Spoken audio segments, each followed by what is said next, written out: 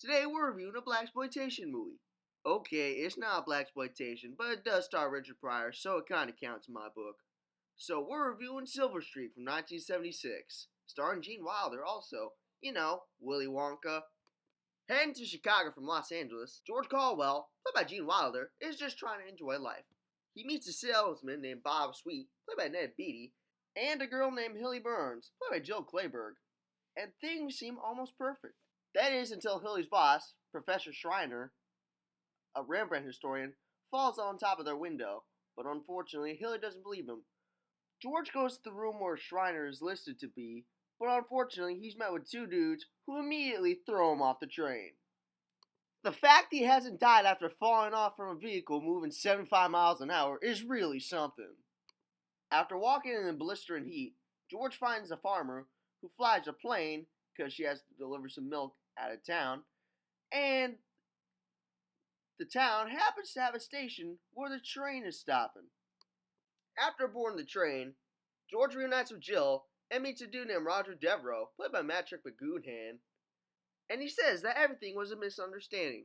So you tell me throwing a dude out of a moving train going at least 75 miles an hour is misunderstanding?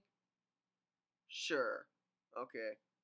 Later, Sweet reveals to George that he's actually an FBI agent, Bob Stevens, who's been working on the Rembrandt case for a little over 2 years. He goes to the cargo hold and finds forged letters and the piece of Schreiner's clothing. Unfortunately, the same dude that threw George off accidentally shoots Bob, fatally injuring him. George goes after him and eventually kills the dude, but unfortunately gets thrown off the train again. George tries to go to the cops for help, but the sheriff only believes that he's the murderer in the case and tries to arrest him. Trying to escape, George steals the patrol car, but meets Grover Muldoon, played by Richard Pryor, a thief. Unfortunately, the cops have him surrounded all corners, but with Grover's thinking, they manage to evade him. They then head to the next stop in Kansas City, but unfortunately, George by this point has been playing as a murderer, so Grover has the bright idea to have George dress up in blackface. Now look, I can kinda get why people think this scene is funny, making fun of blackface, but I do not find this scene funny at all. Like, it's really cringy. At least he didn't say the N-word, because if he did, all records of my existence will be wiped off this planet. Devereaux is unsurprisingly revealed to be the villain as he burns the notes and gets into a shootout with Grover and George, so the both of them have to jump from the train again. Damn, 3 times in one day. How do you survive that?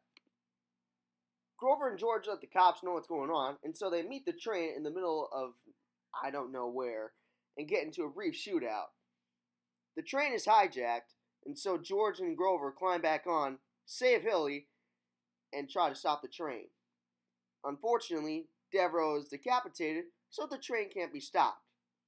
With the assistance of Scrapman and Crothers, however, George and Grover eventually manage to stop the train just as it crashes into Union Station in Chicago.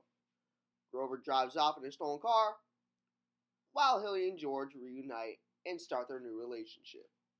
Interesting plot, good casting, and overall good set pieces.